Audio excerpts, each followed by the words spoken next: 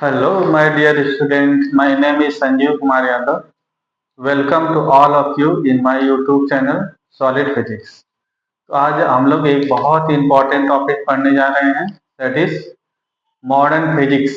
ठीक है, तो मॉडर्न फिजिक्स का ये सेकेंड पार्ट है। फर्स्ट पार्ट में हमने बताया था अबाउट फोटोन, फोटोन के बारे में मैंने बताया था, और यहाँ से हम लोग देखेंगे फोटो इलेक्ट्रिक इफेक्ट। ठीक है, फोटो इलेक्ट्रिक इफेक्ट क्या है और उसके ग्राफ क्या है, ठीक है, उसमें हम लोग देखेंगे। ठीक है, ये मॉडर्न फिजिक्स एक बहुत इंपॉर्टेंट पार्ट है।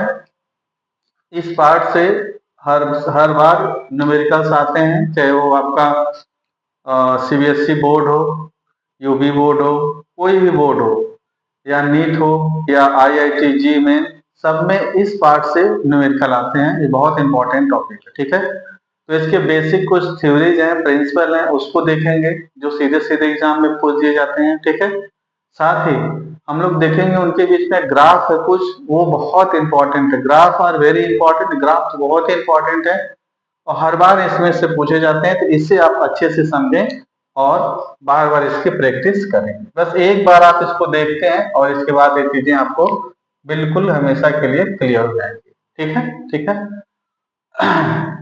जो है कि एग्जाम में आप जो है जो अब टाइम, जितने टाइम बचे हैं, ठीक है, उसके लिए आप सेलेक्टिव चीजें पढ़ें। ठीक है, सबसे पहले उनको देखें जिनको बिल्कुल इजी गोइंग आप गेन कर सकते हैं, जिसमें अच्छे मार्क्स आते हैं। ठीक है, उनमें से एक बहुत ही स्कोरिंग जो है कि यूनिट है मॉडर्न फिजिक्स। ठीक है, मॉडर्न फिजिक्स को आप इसको प्रिपेयर करें। ठीक है, इस यहाँ से एग्जाम में बार बार क्वेश्चन आते हैं। ठीक है, तो हम लोग देखते हैं क्या है यहाँ पर फोटो इलेक्ट्रिक इफेक्ट। ठीक है, photo means light, photo means क्या है, लाइट। यानी क्या होगा, emission of effect due to fall of light. कोई एक मेटल सरफेस है, उससे लाइट के फॉल होने से इलेक्ट्रॉन इमिट होने के प्रोसेस को क्या बोलते हैं, photo electric effect. It is clear. ठीक है, तो क्या हो गया, फोटो इलेक्ट्रिक इफेक्ट क्या होगा। ठीक है, the phenomena of emission of electron from the metal surface is known as photo electric effect. Photo means light. ठीक है, फोटो इलेक्ट्रिक यानी इलेक्ट्रिक मतलब चार्ज, यानी इलेक्ट्रॉन इमिट, यानी उस किसी भी मेटल सरफेस पे लाइट फॉल होने पर, लाइट फॉल होने पर, photo means light, light fall होने की वजह से अगर उससे इलेक्ट्रॉन इमिट होगा, इस प्रोसेस को बोलते हैं हम लोग फोटो इलेक्ट्रिक इफेक्ट। और उसकी वजह से जो इलेक्ट्रॉन इमिट होगा उसे बोलते हैं फोटो इलेक्ट्रॉन, और उसके due to photo electron circuit के अंदर जो करंट फ्लो होगा that is called photo electric current. It is clear. Photo electric effect, किसी भी मेटल से लाइट फॉल करने से जो इलेक्ट्रॉन इमिट होगा, इस प्रोसेस को क्या बोलते हैं, फोटो इलेक्ट्रिक इफेक्ट। इसकी वजह से जो इलेक्ट्रॉन इमिट होगा that is called photo electron, और इस इलेक्ट्रॉन के वजह से जो सर्किट के अंदर करंट फ्लो होगा उसको बोला जाता है फोटो इलेक्ट्रिक करंट। ये बातें समझ में आ गया। ठीक है, तो यहाँ से देखिए एक अरेंजमेंट है। ठीक है, यहाँ पर एक ये जो है यहाँ पर अरेंजमेंट देखिए, वोल्टेज भी है, हाई वोल्टेज यहाँ पे पॉजिटिव टर्मिनल और नेगेटिव टर्मिनल है। ठीक है, ये नेगेटिव से कनेक्टेड है तो यहाँ पे नेगेटिव चार्ज और यहाँ पर पॉजिटिव चार्ज। यहाँ से फोटोन फॉल होंगे इस पे, यहाँ से फोटोन फॉल होने की वजह से यहाँ से इलेक्ट्रॉन का एमिशन होगा, इलेक्ट्रॉन का एमिशन होगा, और इलेक्ट्रॉन के एमिशन पर ये positive plate force of attraction applied करेगा और इस पॉइंट पे अपनी तरफ क्या करेगा, पुल करेगा। इस सर्किट के अंदर इलेक्ट्रॉन, ठीक है, नेगेटिव से पॉजिटिव प्लेट की तरफ प्रोपेगेट होंगे, और करंट की direction opposite of electron moving, इसके अपोजिट डायरेक्शन के अंदर करंट फ्लो होगा, जिससे क्या बोलते हैं, फोटो इलेक्ट्रिक करंट। ये बातें समझ में आ गया। ठीक है, तो सिंपली क्या चीज है, यहाँ पर देखिए एक मेटल है, यहाँ पर ये है एक मेटल, इसके अंदर है 3 इलेक्ट्रॉन्स, और यहाँ से क्या है, फोटोन फॉल हो रहा है। इस फोटोन, ये जो फोटोन है, ये फोटोन है, इस फोटोन की जो एनर्जी होती है दैट इज क्या हो जाएगा, h nu, that is equal to h c by lambda. H nu, nu क्या है बेटा, फ्रीक्वेंसी। ठीक है, यानी जो फोटोन की एनर्जी है, एनर्जी ई इक्वल टू क्या हो जाएगा, h new. E is directly proportional new, new means क्या हो गया, फ्रीक्वेंसी। लाइट की फ्रीक्वेंसी इस एनर्जी के डायरेक्टली प्रोपोर्शनल है, एंड इसी में देखिए ई इनवर्सली प्रोपोर्शनल वेव लेंथ, यानी इसके वेव लेंथ के क्या हो जाएगा, इनवर्सली प्रोपोर्शनल है। ठीक है, यानी हाई फ्रीक्वेंसी हाई एनर्जी, ठीक है, ऑफ लाइट, अगर किसी भी लाइट की फ्रीक्वेंसी क्या है, फ्रीक्वेंसी के डायरेक्टली प्रोपोर्शनल है। फोटोन की जो energy E equal to h nu, यानी E is directly proportional nu, यानी जो एनर्जी है इसकी फ्रीक्वेंसी के डायरेक्टली प्रोपोर्शनल। तो किसी भी फोटोन की एनर्जी अगर इंक्रीज करना है, यानी उसके फ्रीक्वेंसी को क्या करना पड़ेगा, इंक्रीज करना पड़ेगा। यानी हाई फ्रीक्वेंसी का इलेक्ट्रॉन अगर है तो उसकी एनर्जी हाई होगा, लो फ्रीक्वेंसी का इलेक्ट्रॉन है तो उसकी एनर्जी क्या हो जाएगा, लो होगा। ये बातें समझ में आ गया। ठीक है, वेवलेंथ, अगर वेवलेंथ को देखते हैं तो ये इसके क्या हो जाएगा, इनवर्सली प्रोपोर्शनल है। ठीक है, तो अगर किसी की वेवलेंथ इंक्रीज करेंगे, यानी वेवलेंथ की वैल्यू बहुत ज्यादा है तो उसकी एनर्जी बहुत क्या होगी, कम होगी, या वेवलेंथ की वैल्यू बहुत स्मॉल है तो उसकी एनर्जी बहुत क्या होगी, ज्यादा होगी। ये किसके लिए है, फोटोन के लिए। फोटोन क्या है, जब किसी मेटल सरफेस पे फॉल होता है, ठीक है, पैकेट ऑफ बंडल एनर्जी का पैकेट है, तो पूरी एनर्जी अपनी एक इलेक्ट्रॉन को क्या है कि दे देगा, और उस एनर्जी को ये गेन करके ये जो इलेक्ट्रॉन इस मेटल सरफेस से क्या होगा कि बाहर आएगा। ठीक है, और इसी प्रोसेस को बोलते हैं फोटो इलेक्ट्रिक इफेक्ट। ये बातें समझ में आ गया। ठीक है, ये मेटल सरफेस है, यहाँ से एक एनर्जी फॉल हो रही है, और ये एनर्जी फॉल होने के बाद क्या होगा, एनर्जी फॉल मतलब एक फोटोन फॉल हो रहे हैं, फोटोन की एनर्जी ये किसी भी इलेक्ट्रॉन को जो कि लो दे देगा, तो इसके बाद इस एनर्जी को इलेक्ट्रॉन गेन करके उसके आउटर सरफेस पे, बाहर सरफेस पे आ जाएगा। इस प्रोसेस को क्या बोला जाता है, फोटो इलेक्ट्रिक इफेक्ट। ये बातें समझ में आ गया। यानी जो फोटोन की एनर्जी है वो क्या है, उसकी फ्रीक्वेंसी के directly proportional, high frequency high energy of photon. ये बातें समझ में आ गया। ठीक, अच्छा, अब इसके बाद देखते हैं इसके अंदर एक सिंपल सा हम लोग देखते हैं एक डायग्राम, और इसी एग्जांपल को पहले एक देखते हैं एक स्टोरी, और इससे बहुत ही इजी हो जाएगा कुछ। जैसे मान लीजिए कि एक कोई एक होम है, ये कोई एक घर है बना दिया गया, और इसमें कई लोग हैं। ठीक है, ये हैं कई लोग। ठीक, ये हैं कई लोग यहाँ पे रहते हैं। मान लेते हैं कि यहाँ पे 3 पर्सन रह रहे हैं। कौन कौन है, ए बी और सी। यहाँ पर इसका एक गेट भी बना देते हैं भाई। ठीक है, सब लोग इसके अंदर, इस रूम के अंदर सब लोग, इस मकान के अंदर सब लोग, इस हाउस के अंदर सभी लोग हैं। ठीक है, सडनली कोई प्रॉब्लम होता है। अब क्या कंडीशन है कि जो बी है, ध्यान से समझिए इसको, जो बी है बेटा, मान लीजिए कि इसकी एनर्जी कितनी है, 10 जूल है। कितनी एनर्जी है, 10 जूल। जो ए है इसकी एनर्जी 40 जूल है, और जो सी है इसकी एनर्जी को हमने क्या मान लिया बेटा, यहां से ये है 20 joule. A B C 3 person है, इसके इस रूम के अंदर चारों तरफ से क्लोज है, ये इसकी वाल है, दीवारें हैं, ये इसका गेट बना गया है, और गेट किसी तरह से बंद हो गया। सडनली मान लो कोई प्रॉब्लम होता है और इन तीनों लोगों को बाहर आना। ठीक है, अब इस वाल को ब्रेक करना है या इस गेट को ब्रेक करने के लिए, ठीक है, एनर्जी चाहिए। मान लीजिए कि इसको ब्रेक करने के लिए जो ये गेट है, इसको ये बाहर से अगर क्लोज है, इसको ब्रेक करने के लिए जो एनर्जी की रिक्वायरमेंट है वो है कितना, 20 जूल। यानी इसमें से बाहर जाना है, सडनली कोई इवेंट हो रहा है, अगर इससे मान लो बाहर जाना है, इसको ब्रेक करना है, तो ब्रेक करने के लिए अगर यहां से मान लीजिए बी जाता है इसके पास, तो बी की एनर्जी कितनी है, 10 जूल।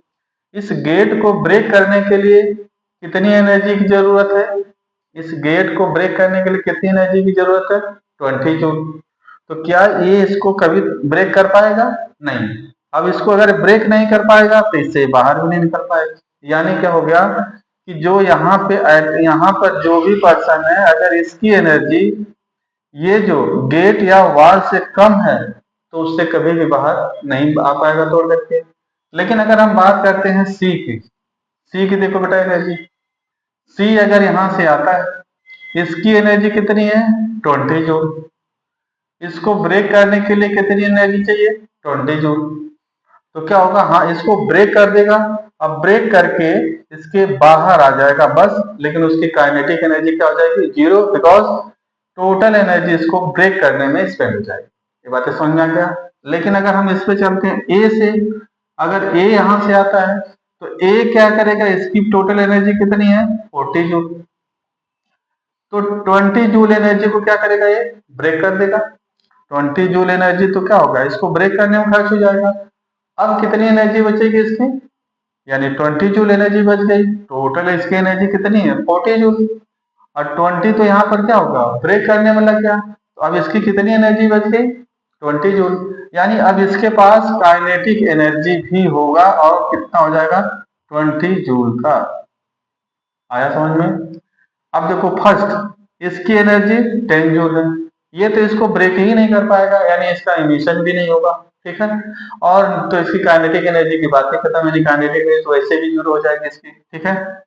ये रन नहीं कर सकेगा, दौड़ेगा ही नहीं। यहाँ से देखिए अगर हम सी की बात करते हैं तो ये जस्ट इसको क्या कर पाएगा, ब्रेक कर सकता है, लेकिन पूरी एनर्जी फिनिश, तो बस इसके बाहर यहाँ आ जाएगा बस। लेकिन अगर हम ए की बात करते हैं तो ए के पास कितनी एनर्जी है 40, तो 20 अगर ब्रेक कर देगा तब भी उसकी एनर्जी कितनी बन जाएगी 20, यानी 20 एनर्जी से क्या कर सकता है कि रन भी हो सकता है, वहां से भाग सकता है। बात समझ में आ गया। तो अगर ए बी सी में देखा जाए तो न तो बी के पास जो है कि काइनेटिक एनर्जी बची है, न तो सी के पास, लेकिन ए के पास काइनेटिक एनर्जी भी बची है और वो ब्रेक भी कर दिया। आई थिंक ये चीजें समझ में आ गया। तो सिंपल सी चीज है कि जो कि दीवार है, जो वाल है या रूम में जो गेट है, अगर उससे बाहर जाना, बाहर से मान लो क्लोज है, ठीक है, तो उसको इतनी एनर्जी तो होनी चाहिए ताकि उसको ब्रेक करके बाहर चले। बात समझ गया। अगर उससे कम एनर्जी है तो कभी भी बाहर उससे नहीं जा पाओगे। अगर उसके इक्वल है तो उससे ब्रेक करके जस्ट बाहर आप जा पाएंगे। हाँ, अगर उससे ज्यादा एनर्जी है तो आप ब्रेक करके बाहर भी आ सकते हो, और आपकी कुछ एनर्जी होगी जिससे काइनेटिक एनर्जी के थ्रू आप दूर भी जा सकते हैं। आई थिंक ये चीजें समझ में आ गया सिंपल। बिल्कुल यही चीज हमको समझना है मेटल के लिए। एक मान लीजिए कि मेटल है, यहाँ पर्सन की जगह हम इलेक्ट्रॉन को रख देते हैं। उस इलेक्ट्रॉन की अपनी एनर्जी है, वो इलेक्ट्रॉन उस मेटल की बाउंड्री से बाहर आना चाहता है। जो मेटल की बाउंड्री से बाहर आने के लिए उसको कुछ न कुछ एनर्जी की रिक्वायरमेंट होती है, उसी को बोलते हैं हम लोग वर्क फंक्शन। क्या बोला जाता है, वर्क फंक्शन ऑफ मेटल। यानी ये दीवार की जगह क्या होगा, यानी एक मेटल के आउटर सरफेस वर्क करेगा एज ए वॉल, दीवार की तरह काम करेगा। उससे इलेक्ट्रॉन को इमिट होने के लिए क्या करना पड़ेगा, आपको एक एनर्जी की रिक्वायरमेंट होगी, मिनिमम एनर्जी की।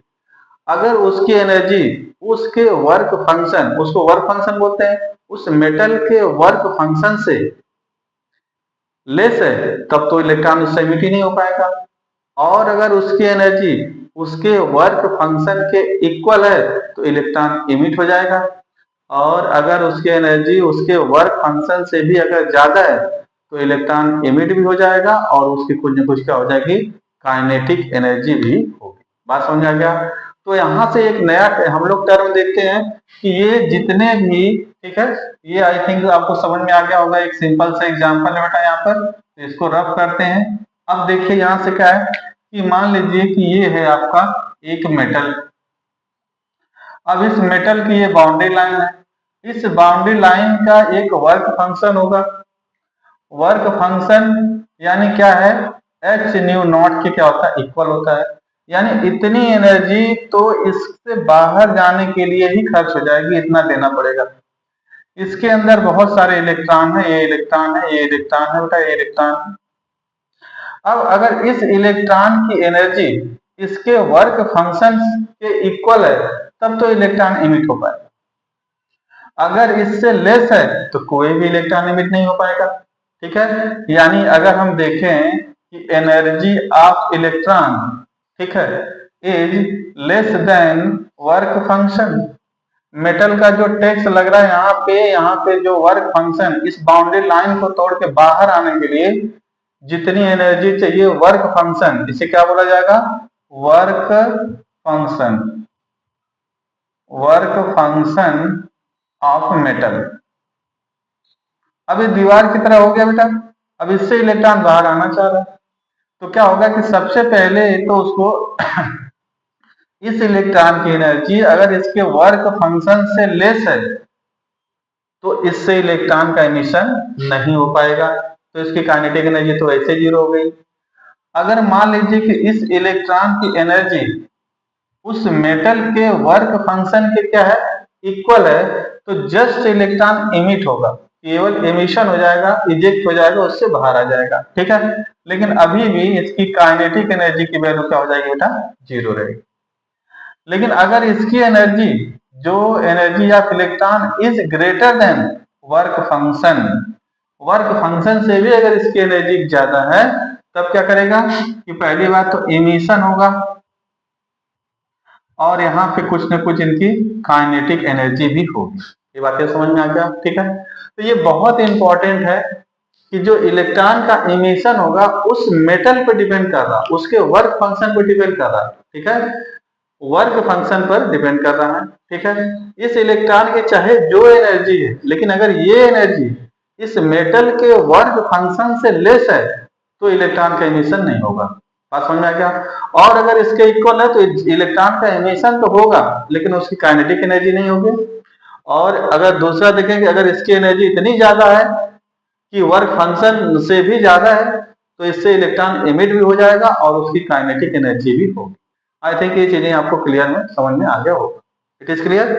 तो यहां से इमिशन हो जाएगा तो हो जाएगा। अब ये कंसेप्ट हमको इस चैप्टर में जो है कि देखना है, बहुत इजी चैप्टर है, अगर आपको समझ में चीजें आती हैं तो आसान से कर लोगे, ठीक है।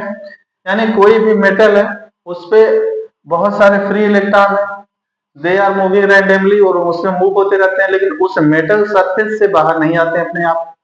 क्यों? क्योंकि जो उनकी एनर्जी है उस मेटल के वर्क फंक्शन से क्या है, लेस है। लेकिन अगर हम बाहर से उस पर फोटोन फॉल करें, यानी एनर्जी के पार्टिकल अगर उसके फॉल करें फोटोन, तो वो फोटोन आएगा और अपनी एनर्जी एक इलेक्ट्रॉन को देगा। अब ये पॉसिबिलिटी होगी कि उसकी एनर्जी में भी, ठीक है, इक्वल टू वर्क फंक्शन हो जाए। तो अगर वर्क फंक्शन हो गया तो इलेक्ट्रॉन इमिट हो जाएगा। एनर्जी चाहे जितना एनर्जी, चाहे जिस लाइट की एनर्जी फॉल कर रहे हैं, लेकिन इलेक्ट्रॉन एनर्जी गेन करने के बाद भी इसकी एनर्जी इसके फोटोन वर्क फंक्शन से लेस है तो कोई भी उससे इलेक्ट्रॉन का एमिशन नहीं होगा। बात समझ आ गया।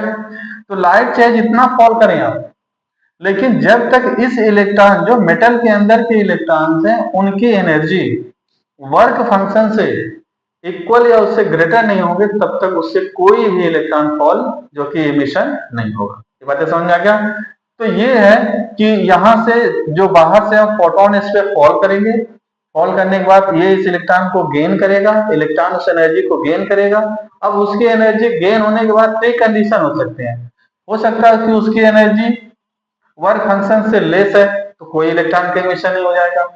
हो सकता है क्या होगा बेटा वहां कि उसके वर्क फंक्शन के इक्वल है तो एमिशन होगा लेकिन काइनेटिक एनर्जी जीरो होगा।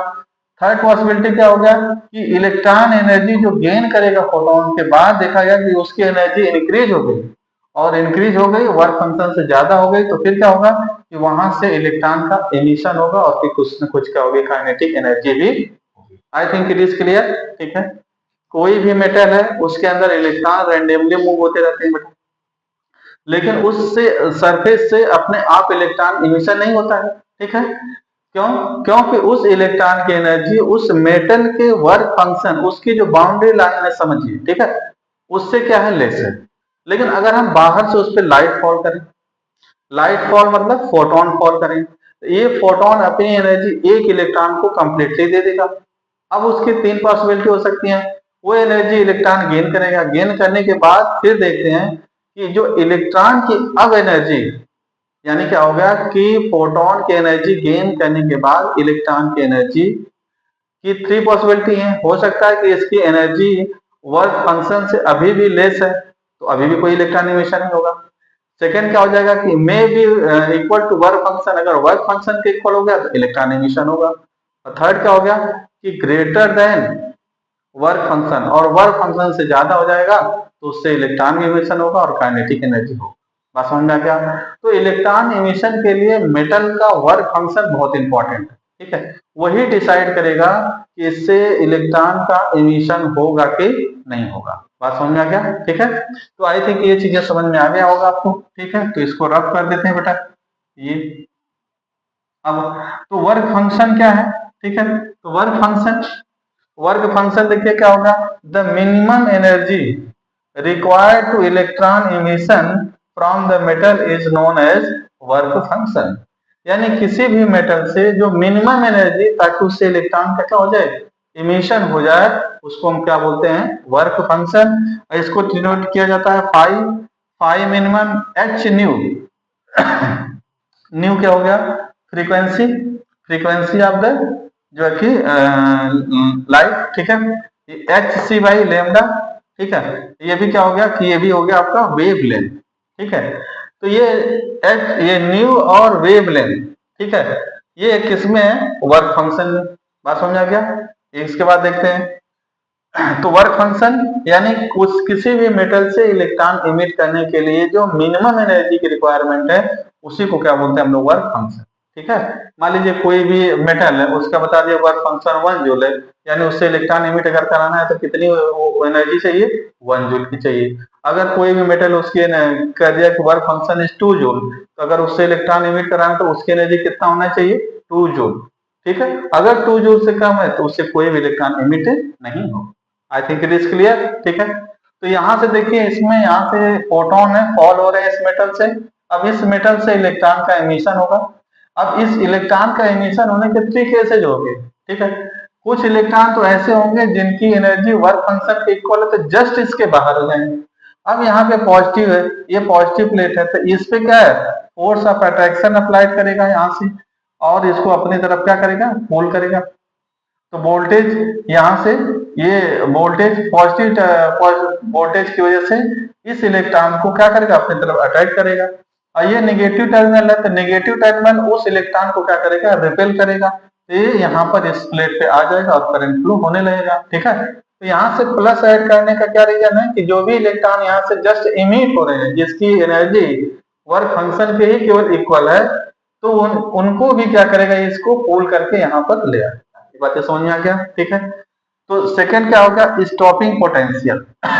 इसको देखो बेटा, जैसे यहां से एनर्जी फॉल कर रहे हैं हम लोग, तो यहां से बहुत सारे इलेक्ट्रॉन इमिट हो रहे हैं और ये पॉजिटिव वाले टर्मिनल पे पहुंच रहे हैं, इसमें करंट फ्लो हो रहा है।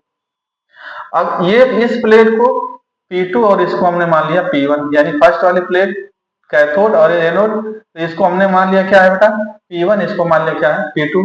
P2 यानी पॉजिटिव टर्मिनल वाली, ये P1 यानी नेगेटिव टर्मिनल वाली। अगर हम यहाँ से जो भी इलेक्ट्रॉन इमिट हो रहे हैं सब कहाँ पे जा रहे हैं, इस टर्मिनल पे जा रहे हैं। अगर P2 को, इस जो कि P2 को हम क्या है, नेगेटिव टर्मिनल रखें।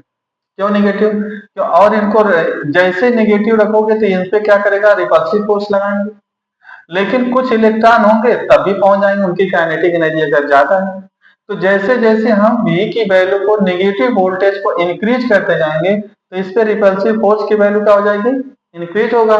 एक टाइम ऐसा आएगा कि यहाँ से एक भी इलेक्ट्रॉन इस प्लेट पर जो कि पहुंच नहीं पाएगा, ठीक है।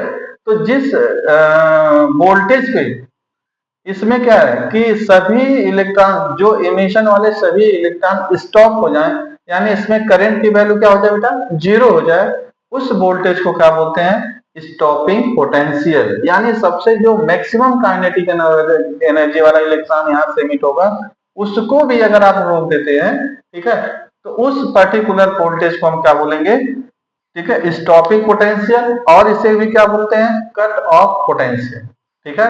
देखिए इसका क्या होगा, the negative terminal, the negative potential of P2 relative to P1, इसका जो नेगेटिव पोटेंशियल है relative to P1, at which photo electric current become 0। अब फोटो इलेक्ट्रिक करंट 0 कब होगा, जब यहाँ पे कोई भी इलेक्ट्रॉन ही नहीं आएगा। यानी जिसके सबसे ज्यादा काइनेटिक एनर्जी है उसको भी अगर क्या करेंगे, स्टॉप कर देंगे। तो स्टॉप करने के लिए जो पोटेंशियल यहाँ पे अप्लाई कर दोगे, उसी को क्या बोला जाता है बेटा, स्टॉपिंग पोटेंशियल। और इसको क्या बोलते हैं, कट ऑफ पोटेंशियल, ठीक है। इसको V0 से डिनोट करते हैं। तो kinetic energy maximum is equal to E into V naught. आई समझ में, ये चीजें समझ में आ गया, ठीक है। तो ये हो जाएगा आपका stopping potential, work function. Work function क्या हो गया, किसी भी मेटल से इलेक्ट्रॉन इमिट करने के लिए जो मिनिमम एनर्जी की रिक्वायरमेंट है, that is called work function, ठीक है। दूसरा क्या होगा, स्टॉपिंग पोटेंशियल क्या है, कि जो इलेक्ट्रॉन यहाँ से इमिट हो रहे हैं उसको स्टॉप करने के लिए जितना हम उस पर negative voltage negative negative volt potential apply करेंगे उसको बोलते हैं हम लोग स्टॉपिंग पोटेंशियल। स्टॉपिंग पोटेंशियल से लगाने से सभी इलेक्ट्रॉन यहाँ से स्टॉप हो जाएंगे, एक भी इलेक्ट्रॉन यहाँ पे नहीं आएगा, जिसकी वजह से उसके अंदर करंट की वैल्यू क्या हो जाएगी, 0 हो जाएगी। It is clear.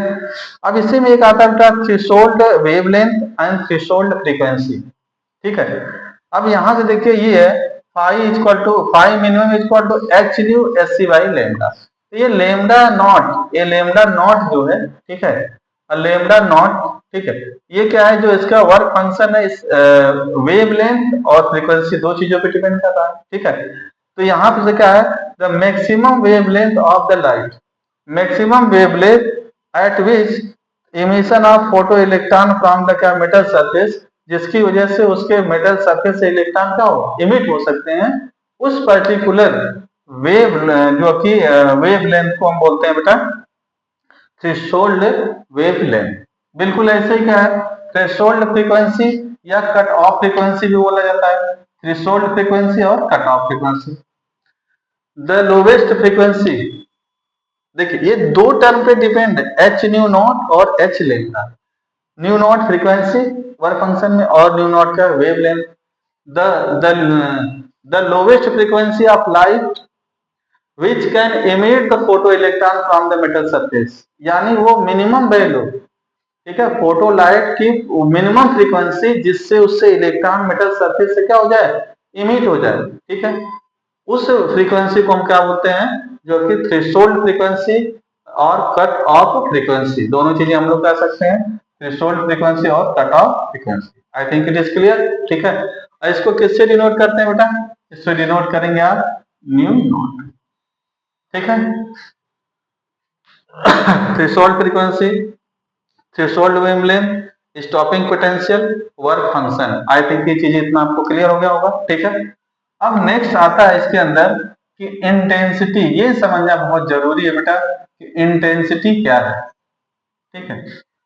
Intensity it is defined as the energy passing per second per unit area, per second per unit area, यानी एक सेकेंड में यूनिट एरिया से जितनी एनर्जी पास होगा उसी को क्या बोला जाता है, intensity. It is denoted by I equal to m h nu energy हो गया, by A t, A area, t time हो जाएगा। बात समझ आ गया। तो इस इक्वेशन से देखेंगे कि I is directly proportional M, यानी जो इंटेंसिटी है वो नंबर ऑफ फोटोन के डायरेक्टली प्रोपोर्शनल है। जितना ज्यादा नंबर ऑफ फोटोन होगा उतना ही ज्यादा उसके अंदर क्या है कि करंट की इंटेंसिटी ज्यादा होगी। ये बातें समझ में आ गया। फोटोन, जितना फोटोन की नंबर होंगे ज्यादा उतना ही उसकी इंटेंसिटी ज्यादा होगी। ये बातें समझ में आ गया, ठीक है। अब हम लोग कुछ इसमें ग्राफ देखते हैं कि इससे रिलेटेड एक्सपेरिमेंटल, ये जितने भी चीजें इससे रिलेटेड कुछ ग्राफ देखा गया जो बहुत इंपॉर्टेंट है और बार बार एग्जाम में आता है, हम लोग इसको देखते हैं। Just 1 minute.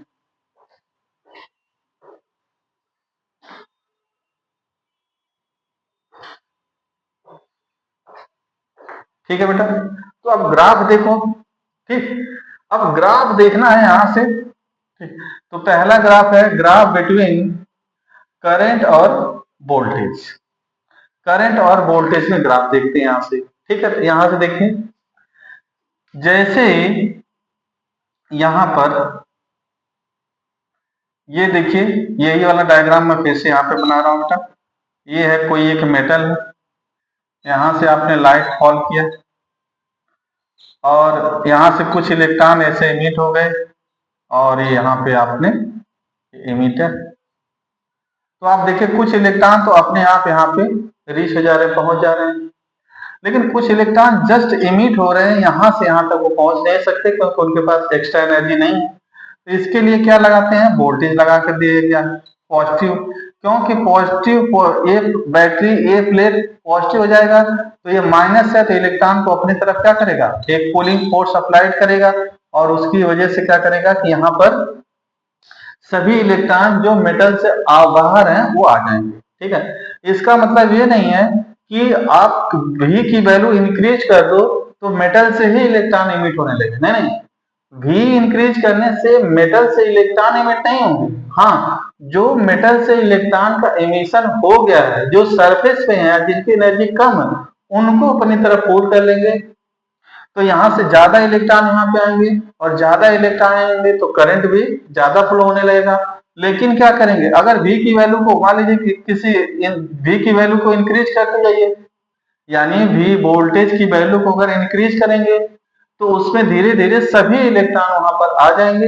इसके बाद V के वैल्यू को आप चाहे जितना इंक्रीज करेंगे, जब यहाँ पर कोई इलेक्ट्रॉन ही नहीं होगा, ठीक है, जब सभी इलेक्ट्रॉन यहाँ पे आ गए तो क्या होगा, करंट की वैल्यू क्या हो जाएगी, कांस्टेंट हो जाएगी। ये बातें समझ में आ गया, ठीक है। तो ये V से क्या हो रहा है, V से करंट में बस यही है कि जिनकी एनर्जी जो इमिटेड इलेक्ट्रॉन है, जिनकी एनर्जी लो एनर्जी है, जस्ट इमिट हुए हैं, उनको ये बैटरी की वजह से इनको पुल कर लेगा, पुल करने की वजह से करंट की वैल्यू इंक्रीज हो जाएगी। ठीक है, और इसके बाद क्या है कि फिर इसके बाद क्या हो जाएगी, कांस्टेंट हो जाएगी। ठीक है, यानी कांस्टेंट होने का मतलब कि सैचुरेशन करंट आ जाएगा। बात समझ में आएगा, ठीक है, ये बातें समझ में आएगा। लेकिन यहां से देखा गया कि जब यहाँ पे कोई बैटरी नहीं, यानी वोल्टेज जीरो है, तब भी यहाँ से कुछ इलेक्ट्रॉन यहाँ पे जो कि रीच कर जा रहे हैं, यानी कुछ करंट आ रहा है। तो देखो यहाँ पर ये जब वोल्टेज यहाँ पर V की वैल्यू जीरो, जब V की वैल्यू जीरो है तब भी यहाँ पर करंट की वैल्यू यहाँ पर है। ठीक है, अब करंट की वैल्यू जीरो कब होगा, जब इसको हम क्या करेंगे, नेगेटिव टर्मिनल ऐड करेंगे, इसको नेगेटिव टर्मिनल यानी नेगेटिव वोल्टेज जब देंगे तब क्या करेगा कि इसको क्या रिपल्सिव फोर्स अप्लाई करेगा और स्टॉप करेगा, और स्टॉप करते करते एक ऐसा टाइम आएगा, एक ऐसा वोल्टेज आएगा जब यहाँ से कोई भी इलेक्ट्रॉन इस प्लेट से इस प्लेट पे नहीं पहुंच पाएगा, उसी को क्या बोला जाता है, स्टॉपिंग पोटेंशियल। ठीक है, तो देखो स्टॉपिंग पोटेंशियल पर करंट की वैल्यू क्या हो जाएगी, जीरो हो जाएगी। ये नेगेटिव वोल्टेज है, यहाँ पर जीरो है, लेकिन देखिए वोल्टेज की वैल्यू जब जीरो है, V की वैल्यू जीरो है, तब भी करंट है, क्यों, क्योंकि कुछ इलेक्ट्रॉन अपने आप ही वहां पर क्या है, रीच हो जा रहे हैं, पहुंच जा रहे हैं, उनकी वजह से करंट है। ठीक है, और ये V इंक्रीज करने से क्या होगा कि यहाँ से देखिए पहले करंट की वैल्यू थोड़ी सी इंक्रीज होगा, क्योंकि जो इसके आउटर पे इलेक्ट्रॉन है वो सभी यहाँ पे आ जाएंगे, आफ्टर देन क्या हो जाएंगे, कांस्टेंट हो जाएंगे, यानी सैचुरेशन करंट की कंडीशन आ जाएगा। ये बात समझ में आ गया, ठीक है। और स्टॉपिंग पोटेंशियल की वैल्यू माइनस इलेक्ट्रॉन वोल्ट, आपको पता है, अभी हम लोग पढ़ लिए हैं, ये बातें समझ में आ गया। तो अगर हम ग्राफ देखें I और V में, ठीक है, तो यहां से देखिए कि V पे भी इसके कुछ न कुछ करंट की वैल्यू होगा, और फिर इसके बाद क्या है कि ये थोड़ा सा इंक्रीज होगा वोल्टेज इंक्रीज करने से, जैसे जैसे आप V की वैल्यू इंक्रीज करेंगे, थोड़ा इंक्रीज हुआ, थोड़ा इंक्रीज हुआ, बस अब इसके बाद कांस्टेंट हो जाएगा। ठीक है, लेकिन अगर इसको जीरो किया जाए तो V की वैल्यू को फिर हमें क्या करना पड़ेगा, नेगेटिव करना पड़ेगा। नेगेटिव वोल्टेज पे एक ऐसा वोल्टेज, नेगेटिव वोल्टेज होगा जब इसमें कोई भी इलेक्ट्रॉन यहाँ से पॉजिटिव टर्मिनल पर नहीं पहुंच पाएगा, उसी को क्या बोल देते हैं, स्टॉपिंग पोटेंशियल। ये बातें समझ में आ गया, ठीक है, तो इसमें ऐसा ग्राफ बन जाएगा। ठीक, अब दूसरी चीज है, दो चीजें हैं, अब सब गेम देखो बेटा, यहाँ पे सब जो इसमें कंसेप्ट समझना है, केवल दो चीजों को समझना है। एक है E equal to h nu, ये यानी ये फ्रीक्वेंसी, यानी फ्रीक्वेंसी अगर इंक्रीज करोगे तो उसकी एनर्जी क्या हो जाएगी, इंक्रीज, यानी किसी भी एटम किसी भी फोटोन या इलेक्ट्रॉन की अगर एनर्जी इंक्रीज करना है तो क्या इनकी चेंज करना पड़ेगा हमको, उसका फ्रीक्वेंसी चेंज कर, फ्रीक्वेंसी चेंज करेंगे तो ऑटोमेटिक एनर्जी चेंज हो जाएगा। ठीक है, लेकिन अगर हमें क्या करंट को चेंज करना है, यानी करंट की वैल्यू इंक्रीज करना है, तो करंट की वैल्यू इंक्रीज करना है तो हमें फोटोन की वैल्यू को इंक्रीज करना होगा। फोटोन यानी एन का मतलब इंटेंसिटी, आया समझ में, यानी इंटेंसिटी इंक्रीज करोगे तो number of photon increase, number of photon की वजह से क्या हो जाएगा कि नंबर ऑफ इलेक्ट्रॉन ज्यादा इमिशन होंगे, तो ज्यादा इलेक्ट्रॉन अगर इमिशन होंगे तो करंट की वैल्यू क्या हो जाएगी, इंक्रीज हो जाएगी। ठीक है, तो इंटेंसिटी इंक्रीज कर, आई इंक्रीज करने पे करंट की वैल्यू इंक्रीज हो जाएगी, लेकिन जो फ्रीक्वेंसी इंक्रीज करने पर वो जो भी इलेक्ट्रॉन है उनकी एनर्जी जो है इंक्रीज जाएगी। इसका मतलब सिंपल सी चीज क्या है कि अगर एनर्जी इंक्रीज करना है फोटोन की तो हमें फ्रीक्वेंसी चेंज करना होगा, और नंबर ऑफ फोटोन अगर इंक्रीज करना है, नंबर ऑफ फोटोन अगर इंक्रीज करना है तो हमें क्या उसकी इंटेंसिटी को बढ़ाना पड़ेगा। I think it is clear, ये चीजें क्लियर है। ठीक है, इंटेंसिटी से नंबर ऑफ फोटोन इंक्रीज हो जाएंगे। तो अब देखो यहाँ पर दूसरा ग्राफ कौन सा बेटा, सेकेंड ग्राफ देखिए, यहां से देखा गया है the graph between I and V. ठीक है, इंटेंसिटी और क्या है कि यहाँ पर वी के बीच में ग्राफ देखा जा रहा है। तो देखिए यहां से इसका स्टॉपिंग पोटेंशियल माइनस वी है। जैसे आप इंटेंसिटी को इंक्रीज कर देते हैं, एक इंटेंसिटी को आपने क्या किया, इंक्रीज कर दिया, तो करंट की वैल्यू देखिए यहाँ पर V की वैल्यू फिक्स, दो में चलना है ये इंटेंसिटी, तो जो फ्रीक्वेंसी तो इसकी फिक्स कर दिया गया। एक बार हमने फिक्स कर लिया कि हाँ भाई इस फ्रीक्वेंसी से लाइट जो है कि इमिट होगा, तो इसी फ्रीक्वेंसी की लाइट अब फोटोन फॉल करना है। अब हमें क्या करना है, ये पहले तो ये फिक्स कर दीजिए कि यहाँ से इस मेटल से इलेक्ट्रॉन इमिट हो रहा है कि नहीं, इससे इमिशन होने के लिए कितनी फ्रीक्वेंसी चाहिए फॉल करके आप पता करिए। तो आपने फिक्स कर दिया क्या, फ्रीक्वेंसी, यहाँ इस फ्रीक्वेंसी से इलेक्ट्रॉन इमिट होगा। अब हमको ज्यादा इलेक्ट्रॉन चाहिए, तो ज्यादा इलेक्ट्रॉन जाने के लिए क्या हमें इंटेंसिटी बढ़ाना होगा। इंटेंसिटी मतलब आप समझो सिंपल से, ये देखो पहले यहाँ से इलेक्ट्रॉन आ रहे थे 1 और अभी देखिए इलेक्ट्रॉन यहाँ से कितने आ रहे हैं बेटा, 1 2 3 4। अब फिर मान लो इलेक्ट्रॉन 1 2 3 4 5। अब देखिए यहाँ पर आई की वैल्यू 2 है, यहाँ पे आई की वैल्यू कितना है 4 है, यहाँ पे आई की वैल्यू कितना है 6 या 5 है। तो देखो इंटेंसिटी बढ़ गया 2 4 5, यानी नंबर ऑफ जब इलेक्ट्रॉन इमिशन आप इंक्रीज करोगे तो उसकी इंटेंसिटी क्या हो जाएगी, इंक्रीज हो जाएगी। और जब intensity increase, number of photon increase, यानी electron emission of electron increase होगा, तो करंट की वैल्यू ऑटोमेटिक क्या हो जाएगी, इंक्रीज हो जाएगी। ये बात समझ में आ गया। इंटेंसिटी इंक्रीज करोगे तो number of emission of electron increase होगा, और जब नंबर ऑफ इमिशन इंक्रीज ज्यादा होगा तो करंट की वैल्यू ऑटोमेटिक क्या हो जाएगी, इंक्रीज हो जाएगी। ये बातें समझ में आ गया, ये चीजें क्लियर है। ठीक है, तो ज्यादा करंट के लिए क्या है, इंटेंसिटी बढ़ाना पड़ेगा। बात समझ में आ गया। ठीक है, तो यहाँ से ग्राफ में देखिए, तो यहाँ से देखिए जैसे जैसे ये फ्रीक्वेंसी तो फिक्स कर दिया गया, जैसे जैसे इंक्रीज कर रहे हैं क्या इंटेंसिटी में, तो देखिए करंट की वैल्यू क्या आ रही है, थोड़ी थोड़ी चेंज होती जा रही है, करंट की वैल्यू चेंज हो रही है। ठीक है, ये है निगेटिव, लेकिन सभी के लिए, सभी मेटल के लिए फ्रीक्वेंसी फिक्स है। जब फ्रीक्वेंसी फिक्स तो उनकी एनर्जी फिक्स तो उनको रोकने के लिए स्टॉपिंग पोटेंशियल भी फिक्स। तो सभी के लिए यहां से देखो बेटा स्टॉपिंग पोटेंशियल सेम है, stopping potential is same, but क्या होगा कि अगर हम इंटेंसिटी चेंज करेंगे तो करंट की वैल्यू भी चेंज हो जाएगा, यानी क्या होगा, ये जो सैचुरेशन करंट है उनकी वैल्यू चेंज होता जाएगा। It is clear. ठीक है, तो अगर आई और वी में देखेंगे, कब, जब फ्रीक्वेंसी फिक्स है, अगर frequency fix, energy fix, stopping potential fix, लेकिन क्या है कि आई इंक्रीज करने से करंट की वैल्यू इंक्रीज होगा, तो यहां से ग्राफ ऐसा होता है। ये बातें समझ में आ गया। ठीक है, सेकेंड हम लोग देखते हैं ग्राफ। ठीक है, आई और वी में, लेकिन क्या हो गया कि आई फिक्स कर दे रहे हैं, यानी इंटेंसिटी फिक्स हो गया। इंटेंसिटी फिक्स मतलब करंट फिक्स। अब हम किसको बढ़ा रहे हैं बेटा, हम बढ़ा रहे हैं उसकी फ्रीक्वेंसी को। इंटेंसिटी मतलब अगर 4 इलेक्ट्रॉन आ रहे हैं, 4 फोटोन आ रहे हैं, 4 ही फोटोन आना है, 4 फोटोन तो 4 फोटोन। अब नंबर ऑफ फोटोन इक्वल अगर है तो इंटेंसिटी उसकी इक्वल हो गई, समझ लो। अब क्या करना है, अब उस 4 फोटोन की फ्रीक्वेंसी इंक्रीज करना है, और फ्रीक्वेंसी इंक्रीज करने से क्या इंक्रीज हो जाएगा, उनकी एनर्जी इंक्रीज हो जाएगा।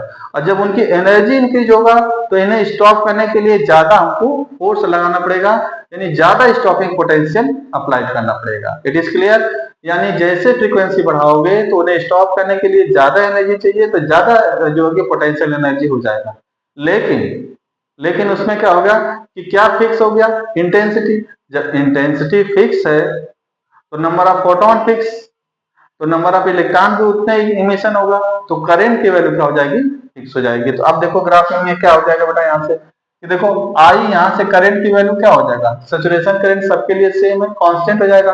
हाँ, उनके लिए जैसे जैसे हम फ्रीक्वेंसी इंक्रीज करेंगे स्टॉपिंग पोटेंशियल क्या हो जाएगा, इंक्रीज हो जाएगा। ठीक है, ये V3 is greater than V2 is greater than V1। ठीक है, तो फ्रीक्वेंसी इंक्रीज करने पे स्टॉपिंग पोटेंशियल इंक्रीज हो जाएगा, लेकिन करंट की वैल्यू सेम होगा। क्यों? क्योंकि यहाँ पर बेटा ये इंटेंसिटी को इन्होंने क्या कर दिया, फिक्स। इंटेंसिटी से ही तो करंट इंक्रीज होगा, और इंटेंसिटी आपने फिक्स कर दिया, 4 इलेक्ट्रॉन आना चाहिए। तो अगर 4 इलेक्ट्रॉन मान लीजिए आ रहा है, तो 4 फोटोन आ रहा है, 4 इलेक्ट्रॉन एमिट हो रहा है, तो उतने से करंट फ्लो होता रहेगा, क्योंकि आई को तो आपने फिक्स कर दिया। ठीक है, अगर आई को आप 5 करो तो 5 इलेक्ट्रॉन एमिट होगा, अगर आई की वैल्यू 10 करो तो 10 इलेक्ट्रॉन एमिट होगा, तो करंट बढ़ जाएगा। आई को आपने फिक्स कर दिया, आई फिक्स, इंटेंसिटी फिक्स कर दिया, तो नंबर ऑफ फोटोन फिक्स हो गए। तो नंबर ऑफ फोटोन फिक्स, तो करंट की वैल्यू क्या हो जाएगा, फिक्स।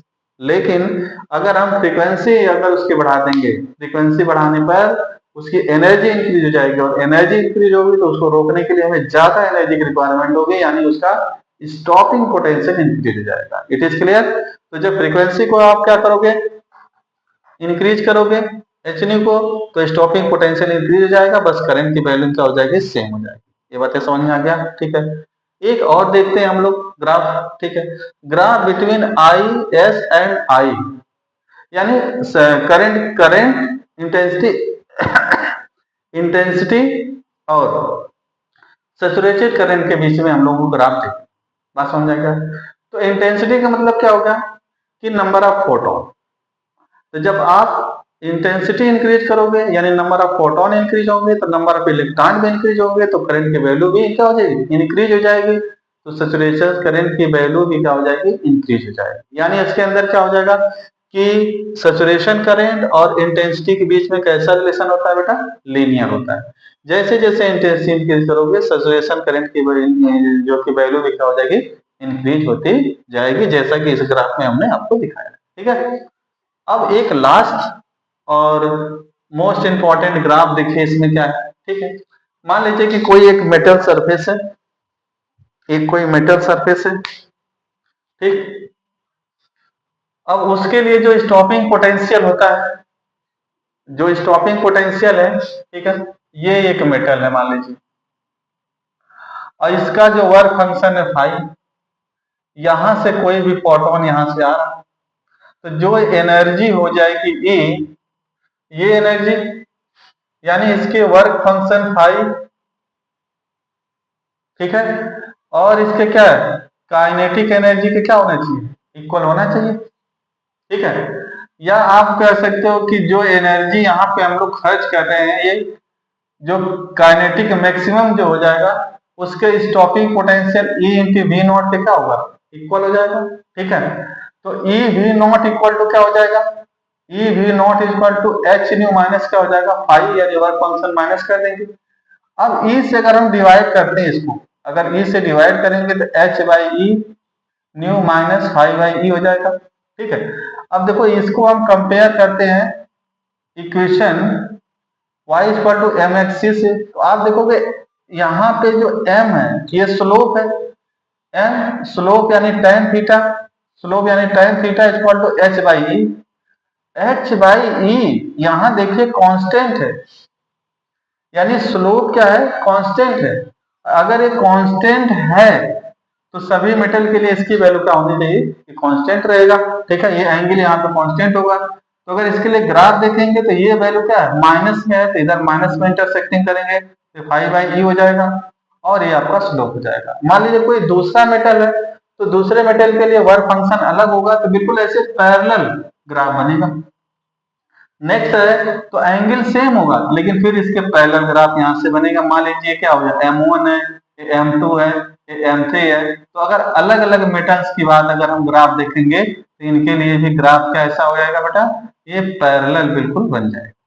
ये बातें समझ में आ गया, ये चीजें क्लियर है। क्यों? क्योंकि एंगल सबके लिए सेम, ये जो स्लोप है ना बेटा tan थीटा, ये सबके लिए सेम है। ये कैसे पता चला, y equal to M X plus C, तो m क्या है, स्लोप, यानी स्लोप E बाई एच है।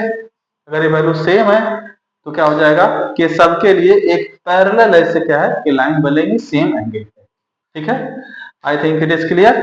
ठीक है, तो आप इस ग्राफ को क्योंकि ड्रॉ करें, ड्रॉ करके इसको एक बार अपने से बना करके देखें और इसमें देखें कि इसकी जब इंटेंसिटी फिक्स करते हैं, फ्रीक्वेंसी फिक्स चेंज करने पे क्या होगा, फ्रीक्वेंसी फिक्स करते हैं, इंटेंसिटी चेंज करने पे क्या होगा। ठीक है, what is the stopping potential, work function क्या है, ये देखें आप, इंटेंसिटी क्या है, बात समझ में आ गया बेटा। ये सब टर्म बिल्कुल आपको लर्न होने चाहिए। ठीक है, इंपॉर्टेंट, तो कहीं ना कहीं वो ये चीजों को पूछते रहते हैं। ठीक है, और ये अगर चीजें क्लियर हैं तो आप आसानी से क्या फाइंड कर सकते हैं, आपके न्यूमेरिकल फाइंड कर पाएंगे। आया समझ में चीजें। ठीक है, तो अगर ये चीजें आपको पसंद आई हैं, ठीक है, तो आप मेरे चैनल को जो है कि लाइक करें, सब्सक्राइब करें, कमेंट्स करें। ठीक है, और लोगों में शेयर करें। ठीक है, thank you for watching my video.